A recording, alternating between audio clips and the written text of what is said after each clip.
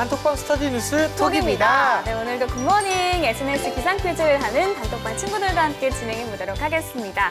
함께 해주실 뇌생남 이시안쌤, 그리고 조덕원 학생과 함께 하겠습니다. 어서 오세요. 반갑습니다. 네, 안녕하세요. 안녕하세요. 안녕하세요. 네, 오늘도 세 문제 이상 틀렸을 경우에 진행할 벌칙 공개해 볼까요? 오늘도 어김없이 저번 주처럼 네. 그 얼음물을 뒤집어 쓰는 거를 벌칙으로 하도록 하겠습니다. 네. 어려울 텐데 좋아요. 그거 밖에서. 걱정됩니다. 일단은 뭐 그걸 하신다고 하셨으니 네. 꼭 성공하시기 바랍니다. 학생들의 셀프 벌칙 영상은 저희 방송 마지막에 공개할 테니 많이 봐주세요. 자, 그럼 이제 다 같이 공부 시작해 볼까요? 열려라 단톡방. 안녕하세요. 안녕하세요. 네. 오늘은 9시에 시작했네요. 아, 그러게요. 주말이라서. 아유, 힘들죠 다들. 알겠습니다. 네. 자, 톡방 퀴즈 규칙부터 말씀드릴게요. 문제가 나간 이후에 5초 이내에 대답해주면 되고요. 모르겠다 싶으면 초성 찬스 쓸 수 있습니다. 시험생 오늘은 힌트 그냥 조금만 부탁드리겠습니다. 이번 학생이 그 얼음물을 뒤집어 쓴 적이 있나요? 한 번도 한 번도 없죠? 아직 없어요? 네. 드디어 차가운 맛 한번 보겠네요. 알겠습니다. 문제 풀어볼게요. 병원성 미생물에 오염된 물에 의해 매개되는 전염병으로 설사, 복통, 구토 등이 나타나는 질환입니다. 이 질환은 무엇일까요? 네, 오늘 그 알아볼 주제랑 관련된 것 같아서 공부를 조금 하면서 봤던 것 같습니다. 그래요? 그럼 바로 맞춰볼까요, 네. 한번? 바로 알겠습니다. 5초 카운트 주세요. 네, 정답. 정답. 수인성 전염병. 수인성 전염병. 과연? 플레일 아니고요. 네, 오. 정답입니다. 정답이네요. 그러면 이거 구현 설명 같은 거 저거에 대한 거 말고 또 다른 뭐 내용이 있었습니까? 혹시 연관된 내용? 종류를 조금 봤는데요.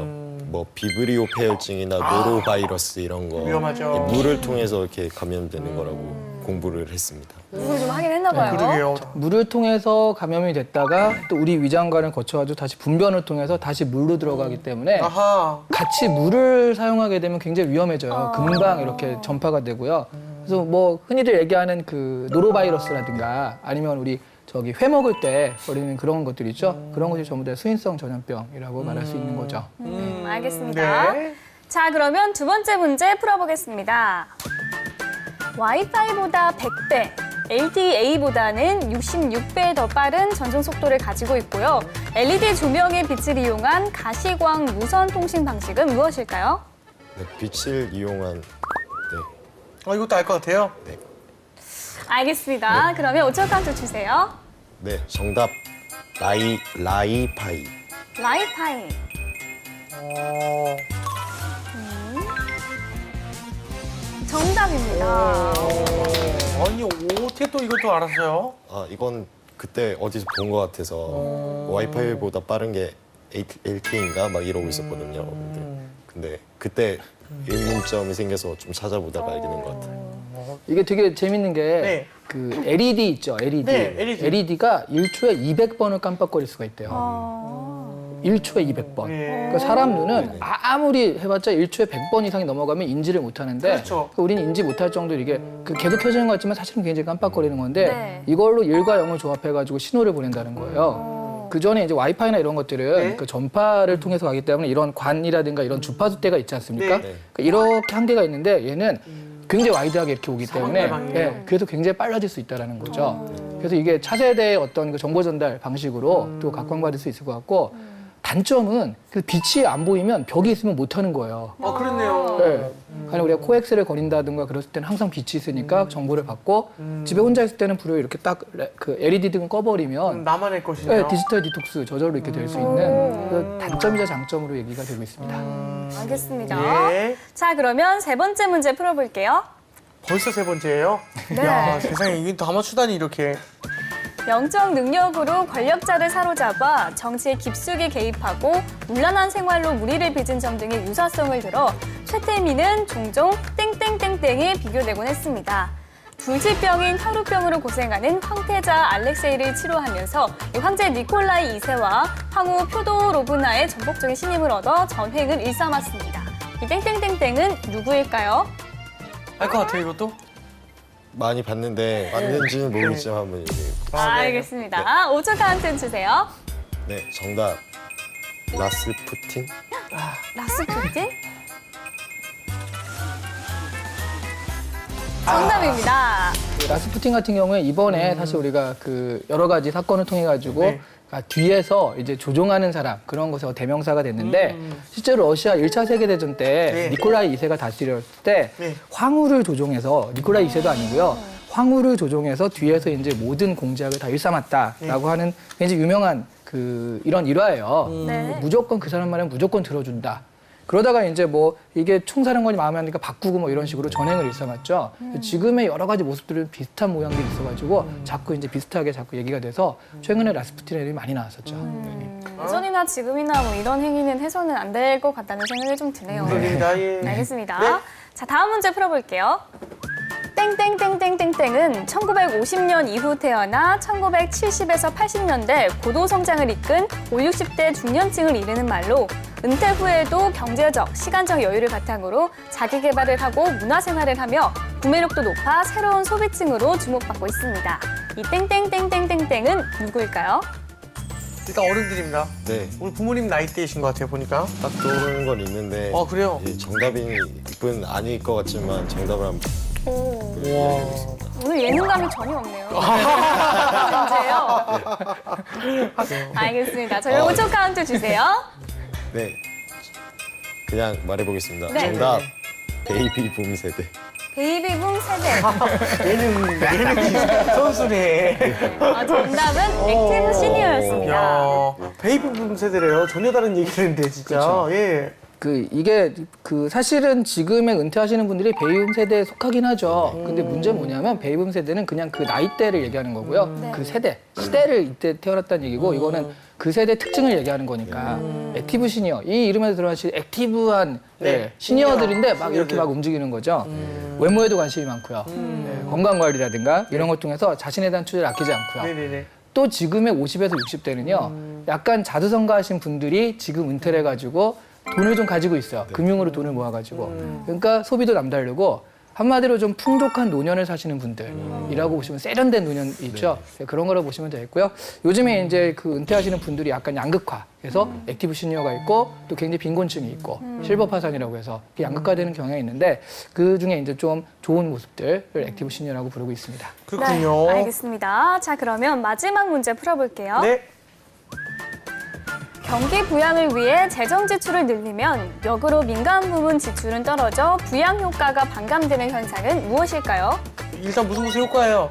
네. 네. 이거 분명히 예전에 문제에서도 본 것 같은데 그러면 당당하게 들리도록 하겠습니다. 그래요, 알겠습니다. 예. 5초 카운트 주세요. 네, 토요일날 축구 보셨어요? 열심히 공부하겠습니다. 축구 안 보셨어요? 아. 네. 정답은 구축 효과였습니다. 아니, 근데 후반에 축구 네. 얘기를 막 하면서 약간 힌트를 주려고 했는데 쳐다보지도 않더라고요. 그래서 살짝 지나갔습니다. 죄송합니다. 구축 효과라는 게 이제 채권, 그러니까 정부가 그 경기를 부양하기 위해서 돈이 있어야 될 거 아니에요. 네. 그러면 그 자금을 조달하는 방법이 채권을 발행하는 거죠.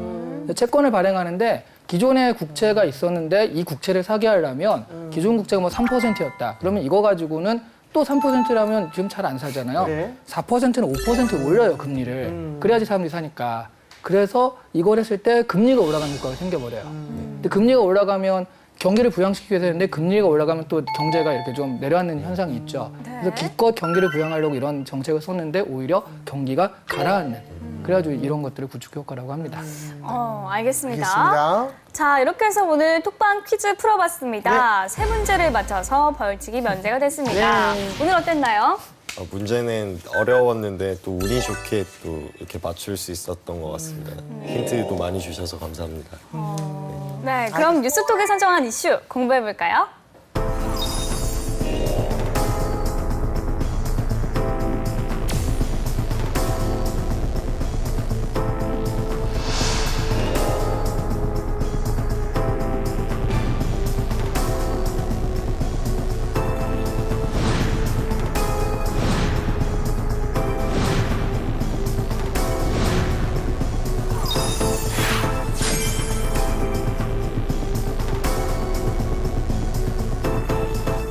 앞서 퀴즈를 통해서 이 물에 의한 전염병에 대해서 알아봤는데요.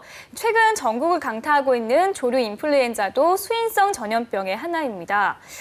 재현 씨는 이 조류 인플루엔자에 대해서 알고 있었나요? 예, 많이 알고 있었습니다. 특히 치킨을 좋아하는 사람들은 이제 많이 알고 있을 것 같긴 한데 사실 이제 튀기면 문제가 없다고 하지 않습니까? 그건 맞나요, 선생님? 네. 네, 그렇죠. 고온 살균하면 이제 문제가 없다고 네네. 하는데 이 한 마리가 걸리면은 그 지역에 이제 전체 닭을 다 다 불태워서 죽여야 되는. 불태워 죽여야 된다는 그런 그러니까 농업인들에게도 굉장히 슬픈 현실이 될 수밖에 없는 아주 위험한 바이러스이기 때문에 네. 되게 실제로 좀 가슴 아파하는 그런 일 중에 하나라고 생각합니다. 네.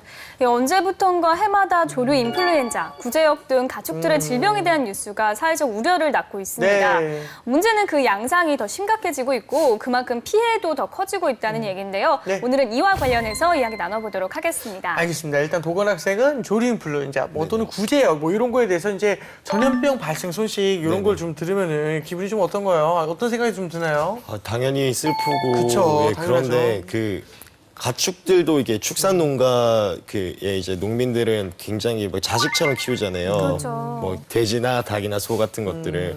근데 그걸 이제 막 생매장하는 거를 이제 막 보여주고 이렇게 인터뷰를 하는 그런 기사 그 방송들이 많이 나오는데 아니, 생매장 그런- 하는 거를 네. 직접 또 인터뷰를 해요. 예, 그 그러면서 앞에서. 막 눈물 흘리면서 막 두 번 죽이는 거 아닙니까, 이러시는데 진짜. 마음이 너무 아파요. 그런 것만 보고. 예. 그렇습니다. 이 조류 인플루엔자라는 용어만 들어서는 이 새 종류가 걸리는 독감. 그래서 뭐 잘 치료하면 나을 수도 있지 않을까 뭐 이런 생각이 좀 드는데요. 그렇지 않다고 합니다. 조류 인플루엔자 정확히 어떤 건가요? 네, 한마디로 조류한테 도는 감기죠. 그쵸, 조류에 대한 조류감기죠. 독감인데 닭이나 칠면조, 오리, 야생조류, 가금류라고 하죠. 네. 이 친구들한테 도는 감기인데 이게 약간 무서운 게 그러니까 얘네들만 있으면 오리가 가봤자 어딜 가겠습니까? 닭이 가봤자 여기 있잖아요. 네. 근데 철새가 그걸 왔다 갔다 하면서 옮길 수가 있다는 거예요. 그래서 중국에서 유행을 하더라도 철새 때문에 이렇게 옮길 수가 있기 때문에 그 범위가 굉장히 광범위해지는 거예요. 그런데 이제 문제가 뭐냐면 이게 가끔 아주 가끔 사람한테 이게 전염이 돼가지고 아이고. 사람도 실제로 사망에 이르렀다라는 보고가 있거든요. 그래서 혹시 지금 아직 한국에서는 그런 일이 벌어지지 않았지만 한국에서도 이게 돌다 보면 혹시 사람한테 전염되는 것이 아닌가 하는 그런 어떤 위험 때문에 굉장히 철저하게 관리하고 있고 지금도 하나만 그게 발견이 돼서 이렇게 좀 지정이 되면은 그 지역의 그 가금류를 전부 살처분하는 그런 좀 그 과격한 방법을 이렇게 할 수밖에 없는 게 사람한테 전염이 되는 걸 방지하기 위해서거든요. 그래서 지금은 이렇게 좀 막고 있다고 합니다. 네. 아, 알겠습니다. 그럼 이제 이슈에 관한 뉴스를 한번 먼저 살펴볼 건데요. 어떤 기사들이 있죠, 선생님? 네, 두 가지 기사가 있는데 첫 번째 기사부터 보도록 하겠습니다. 자, AI. 얼핏 들으면 인공지능처럼 이렇게 들려서 네. 되게 사람들이 많이 헷갈려하는데 정부의 초기 대응 부실로 AI 확산이 장기화 조짐까지 보이면서 오리를 비롯한 가금류 농가와 가금류를 주재료로 음식을 파는 식당 자영업자들이 울상을 짓고 있다고 합니다. 앞으로도 13개 농장 111만 마리에 대한 살처분이 예정돼 있다고 하니까 총 거의 300마리에 가까운 그 가금류가 지금 이제 살처분되는 거거든요.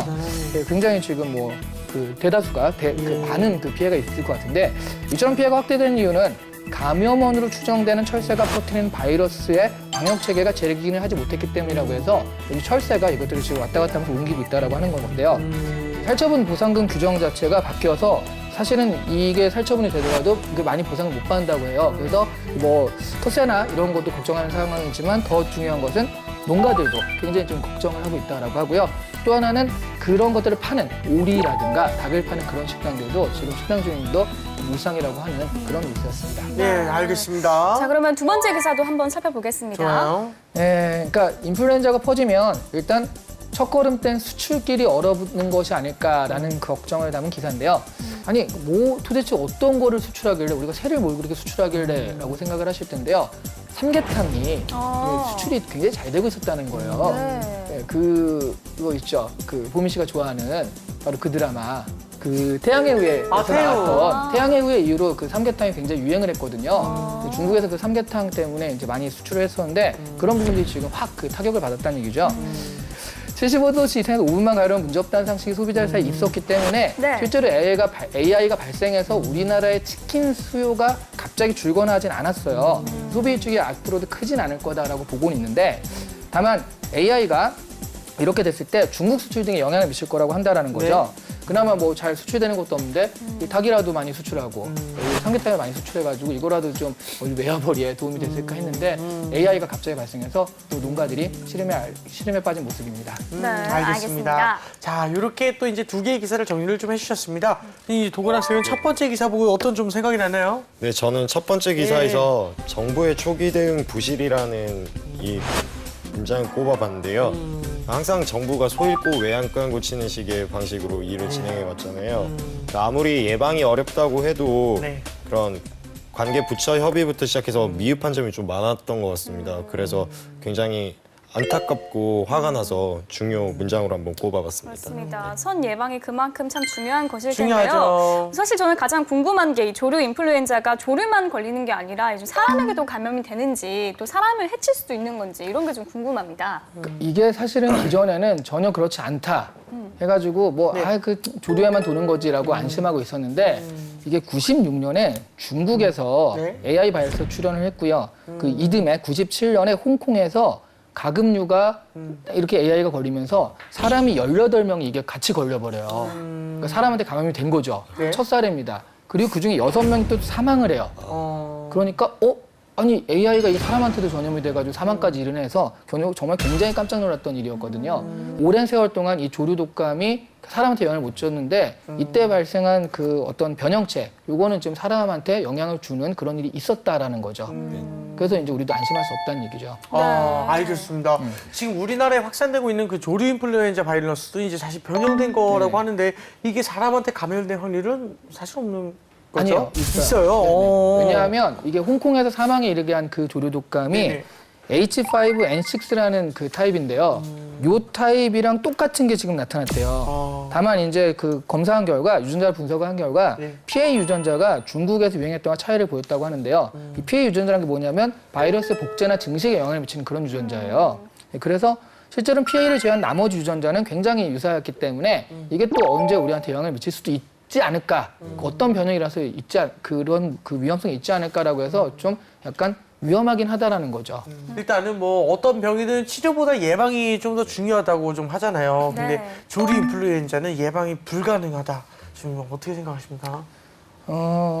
예방이 불가능한 거는 이게 왜 그러냐면 네. 아까도 잠깐 얘기했지만 네. 외국에서 들어오는 것들 있죠. 그러니까 중국이나 철새 몽골이나 때문에. 네. 시베리아 같은 데서 이게 유행을 해가지고 딱 넘어왔을 때 철새가 오면은 중간에 탕탕 쏴버리면서 막을 수가 없잖아요. 없어요. 네. 그러니까 어떻게 할 수가 없는 거예요. 이게 우리나라 안에서만 하면 어떻게든 관리가 되겠지만 네. 그런 것들 때문에 실제로 예방은 거의 불가능하다라고 보는 게 맞다라는 거죠. 예방은 어렵지만 확산 방지는 얼마든지 노력을 할 수 있을 것 같은데요. 최근에는 빅데이터 기술이 조류 인플루엔자 확산 방지에 힘을 쓰고 있다고요?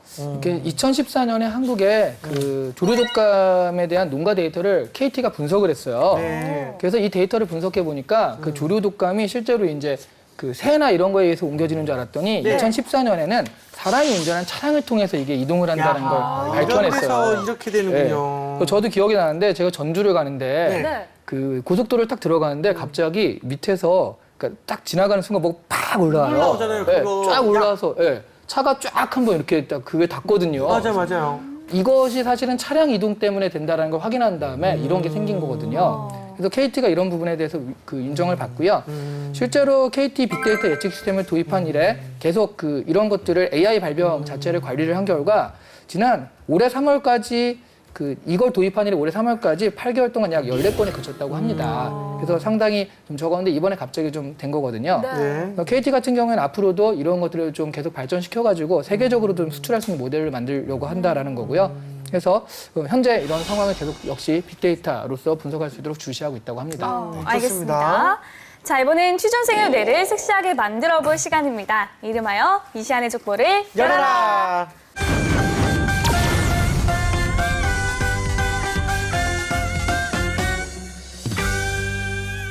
네, 오늘의 족보 열어주실까요? 자, 열어보겠습니다. 짜잔. 짜잔. AI 같은 가축들의 전염병으로 인해 오히려 기회가 열리는 산업은 어떤 것이 있을까가 오늘의 주제입니다. 자, 오늘도 실전 면접처럼 진행해 보도록 하겠습니다. 두 분 학생 준비됐나요? 네. 제가 완전히 새로운 산업이라기보다는 그 공중보건 산업과 보험 산업이 조금 더 기회가 열릴 거라고 생각을 했습니다. 물론 이제 전염병 예방을 위한 항체 개발뿐만 아니고 이제 지금 현재 매몰 방식으로 진행하고 있는 살처분 방법을 좀 새롭게 하는 것인데요. 지금의 매몰 방식은 그런 지하수, 침출수 문제라든지 아니면 그런 악취 문제를 완전히 해결을 할 수가 없다고 합니다. 그러니까 가령 뭐 침출수를 이렇게 한 곳에 모으도록 이렇게 장치를 만들고 그것을 정화하는 새로운 장치 또는 그런 기술을 개발을 한다면 조금 더 이제 그런 문제점들을 해결할 수 있다고 생각하는데요. 두 번째는 보험 산업인데요. 그 구체적인 보험 설계가 당연히 필요하겠지만 이런 새로운 상품을 그런 조류 인플루엔자라든지 아니면 구제역이라든지 이런 거에 대비한 농가 보험 상품을 내놓는다면 현재 지금 아까 기사에서도 지적했듯이 그런 살처분 보상금에 모자라잖아요. 그런 많은 부분을 좀 보완할 수 있다고 생각했습니다. 두 가지 얘기했는데 네네. 살처분 기술이랑 네네. 그다음에 보험에 대해서 얘기했는데 네. 살처분 기술이라는 건 실제로 그게 정말 살처분이 될 정도로 굉장히 크게 이게 나야 되잖아요. 네네. 산업으로 유지를 할 수 있을까요? 우리나라만 이렇게 터지는 건 아니지 않습니까? 어떻게 보면 원천 기술을 확보한다는 것이고 그 기술이 있다면 또 우리나라뿐만이 아니고 이제 다른 나라에서도 그런 비슷한 상황이 터졌을 때 그런 기술을 판매를 할 수도 있고 가서 이제 그런 설비를 시공을 할 수도 있고 어느 정도는 제 개인적인 생각으로는 가능성은 있다고 봤습니다. 민간 기업에서 네, 저는 민간 기업에서 보통 이런 것들은 공중보건 이런 것들은 그래서 네네. 정부에서 해야 되는 거 아닌가요? 물론 이제 정부가 1차적으로 진행을 하겠지만 지금 보시면 상황들이 정부가 나서서 했을 때 크게 지금 어떻게 보면 뭐 잘 못하고 있는 부분도 있지만 한계는 어느 정도 있다고 생각했습니다. 그래서 정부뿐만이 아니고 어떻게 보면 민간이 같이 이런 기술들을 개발하고 공유할 수 있다면 조금 더 예방도 그렇고 그 이후에 처리 문제도 좀 더 원활히 할 수 있지 않을까 생각했습니다. 차라리 저는 이걸 보면서 네네. 아니 그러면 좀 더 이거를 항상적으로 우리가 바꿀 수 있는 대체 먹거리라든가 이런 게 얘기가 나올 줄 알았거든요. 어떻게 생각하세요? 그 부분에 대해서는 좀 깊게 생각을 못했고 근데 방금 말씀하신 것처럼 산업에 대한 그런 또 한 가지 새로운 산업으로 될 수 있을 것 같습니다. 근데 저는 그것뿐만이 아니고 지금 당장 그렇게 되면 살처분을 해야 되니까 그런 방식들을 해결할 수 있는 새로운 것들을 한번 생각을 해봤습니다. 그러니까 사실은 우리가 산업을 얘기할 때는 산업이라고 할 때는 네네. 수익 구조가 되게 분명해야 되는데 네네네. 수익 구조가 좀 약한 것 같아서 아, 그래서 네네. 물어봤습니다. 네. 여기까지요. 알겠습니다. 선생님이 이런 유형의 문제는 이제 어떤 기업에서 출제를 좀 하고 또 질문하는 의도는 무엇입니까? 이런 것에 대한 대체 산업 같은 걸 물어볼 때는 아무래도 기업들이 이제 PT라든가 영양 면접이나 이런 걸 했을 때 그러니까 산업에 대한 어떤 개념이 있는지를 물어보는 게 좀 가장 큰 것 같아요. 그러니까 우리가 사업이라고 할 때는 네. 사업이 되게 아이디어는 정말 괜찮아요. 근데 이제 그게 팔릴 것이냐. 있으면 좋은데 누가 그 돈을 내고 살 것이냐. 이게 되게 중요한 문제인데 많은 사람들은 좋은 아이디어만 생각하고 그것들을 과연 살 것이며 그게 적당한 가격이 될 것인가 이걸 생각을 잘 안 하거든요. 그래서 이런 문제를 물어봤을 때는 그런 부분에 대한 그러니까 사업에 대한 개념이 있는가를 좀 더 이렇게 좀 집중을 물어볼 수 있는 그런 문제라고 볼 수 있습니다. 네, 알겠습니다. 알겠습니다. 그러면 실전이라면 어떻게 답을 해보는 게 좋을까요? 방금 제가 이제 살처분 산업에 대해서 그게 도대체 돈이 될 것인가를 물어봤잖아요. 사실 우리가 PT를 하면요. 회장님들은 네. 처음부터 끝까지 딱 두 가지를 물어봐요. 그리고 구체적으로 그게 돼? 이거랑 또 하나는 그래서 돈을 어떻게 버는데? 그 부분에 대해서 정확하게 포인트가 있어야 돼요. 그러니까 한마디로 수익 구조가 이렇게 해서 이렇게 됩니다. 사람이다. 해놓으면은 사람을 확보합니다. 이게 아니라 그래서 이 사람을 확보한 다음에 2년, 3년 있다가 이런 걸 통해 가지고 이걸 수익 구조로 전환할 수 있습니다. 이걸 해줘야지 회장님이 그래 한번 해봐 이렇게 하는 거죠.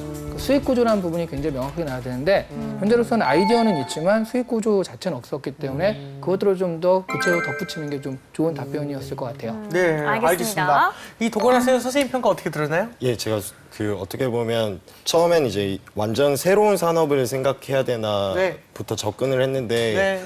그러니까 좀 막연해서 네. 좀 그래도 나름 지금 해결해야 되는 부분을 그래도 구체적으로 나름 생각한다고 했는데 네. 확실히 수익 구조에 관해서는 제가 생각이 좀 깊게 못한 것 같아서 다음부터 이런 유형의 이런 면접 질문이 나오면 이런 수익 구조부터 시작해서 사업성에 대해서도 좀 더 고민해 보도록 하겠습니다. 네, 알겠습니다. 자, 이렇게 이쌤의 족보 열어봤고요. 이번에 우리 단톡방 친구들과 함께 공유하고 있는 주제 알아볼까요? 우리가 좀 더 구체적인 좀 더 이렇게 위안이 될 만한 문제를 좀 내봤는데요. AI로 타격을 입은 농가를 도울 수 있는 방법은 무엇이 있을까? 이걸 한번 찾아봅시다라는 게 문제입니다. 일단 제 생각에는요, AI를 타격을 입는다는 것 자체가 그 여러 가지 그 가축들이 굉장히 다량의 그 가축 수로서 그 살해라고 하나요? 어떻게 뭐라고 표현해야 되나요? 그 죽임을 당하지 않습니까? 살처분을 당하지 않습니까? 근데 그런 거에 대해서 이제 보상을 이렇게 해주는 것이 좀 맞다 생각하는데 그리고 그냥 마냥 정부 차원에서 보상을 해주기에는 이제 좀 여러 가지 어려움이 따를 수 있으니 이거를 우리 사회가 전반적으로 인식이 약간 금모으기 운동이라든가 아니면 구세군처럼 정말 우리가 정작 가축을 사랑하는 마음으로 모금 모으기 운동을 좀 실시해서 농민들에게 좀 나눠줬으면 좋겠고 또는 뭐 이런 거 있지 않습니까? 상추값 이게 상추값이 금값일 때랑 이제 폭락할 때랑 그런 거를 이제 그 미리 1년 전에 그 금액을 사두면은 뭐 그런 그 평균값으로 이렇게 사는 그런 게 있지 않습니까? 그런 그걸 다 넣어 선물 옵션처럼 네 약간 그런 것처럼 닭이 죽어도 미리 1년 전에 거래 금액을 좀 미리 지불해 놓는 겁니다. 이런 상황을 미리 방지해서 이제 국가 차원에서 나서가지고 좀 약간 선물을 해주는 것이 우리 국가의 좀 책임이지 않을까 또는 그리고 이렇게 해서 살처분된 분들한테 좀 이게 집으로서의 그 교환을 좀 해주는 것이 좀 어떻지 않나 이런 생각들을 했었습니다. 봄이 양은요? 저는 뭐 당장의 피해도 피해지만 네. 사실 조류 소비의 위축이 좀 큰 문제가 되지 않을까 싶어서 이 방송사들의 먹방 프로그램에 뭐 닭이나 요리고기를 활용한 요리를 자연스럽게 계속 노출을 시켜서 네. 잘 익혀서 먹으면 문제가 없다는 인식을 좀 심어줄 필요가 있을 것 같다는 생각이 네. 좀 들었고요. 또 아니면은 조류뿐만 아니라 채소 등을 함께 키워서 이 조류로 인한 피해가 생기더라도 당장의 이익에 큰 손실이 없게 만드는 좀 투트랙 시스템을 도입해보는 건 어떨까라는 생각도 한번 해봤는데요. 네. 자, 그러면 우리 톡방 친구들은 어떻게 생각하는지 보겠습니다. 유실 학생, 연금 제도를 마련한다. 보상액을 기존보다 높이되 연금 형태로 지급한다. 연금 형태의 보상은 농민들의 생업을 보장하고 정부의 예산 문제를 보완할 수 있을 것이다. 태희 학생, 직접 피해를 입는 농가는 국가가 배상한다. 문제는 AI로 인해 닭고기 소비가 줄어드는 데 있다. 이런 부분에 대해선 국가가 나서 닭고기를 구입해주는 정책을 펼칠 수 있을 것이다. 소희 학생, 지속 가능한 해결책을 제시해 주어야 한다. 피해 내용에 대한 감세 지원뿐만 아니라 정기적으로 창궐하는 AI를 예방하기 위한 소독 시스템을 국가 차원에서 지원한다. 유리 학생, 인식 개선과 경제적 보상이 같이 이루어져야 한다.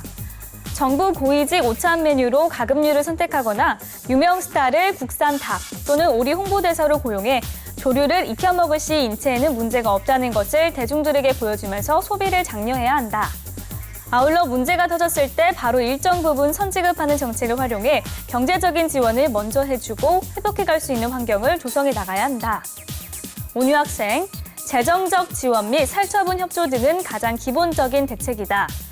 AI 농가의 경제적 지원이 차질 없이 이루어지도록 제도를 강화하는 한편 즉시 감염원을 찾고 왜 초기에 막지 못했는지 초동 방역 시스템에 대한 점검과 개선도 함께 이루어져야 한다 등의 의견이 있었네요. 네, 일단은 학생들의 의견 어떻게 생각했나요, 동현 학생? 다들 좋은 의견인데 전 그 유리 학생의 인식 개선이라는 그런 부분과 소희 학생이 지속 가능한 해결책이라는 그런 거를 말해줬잖아요. 네. 근데 지속 가능한 해결책 중에서 특히 유실 학생이 연금 형태의 보상을 하면서 생업을 계속 보장하고 또 예산 문제를 보완할 수 있다고 말해준 부분이 좋은 것 같습니다. 저는 그래서 유실 학생이 가장 의견이 좋지 않았나 생각해봤습니다. 네, 선생님은 어떻게 데스댓글과 함께 뽑아주세요. 네, 사실 다 좀 비슷비슷한데요. 유실 학생 같은 경우는 그 연금이라는 새로운 얘기를 했지만 사실은 AI와 직접적으로 관련이 있는 건 아니에요. 그렇죠. 보통의 이제 농업인들을 어떻게 보조할 것인가라고 했을 때 하는 거라서 좀 주제에서 너무 이제 광범위하게 들어간 그런 기억이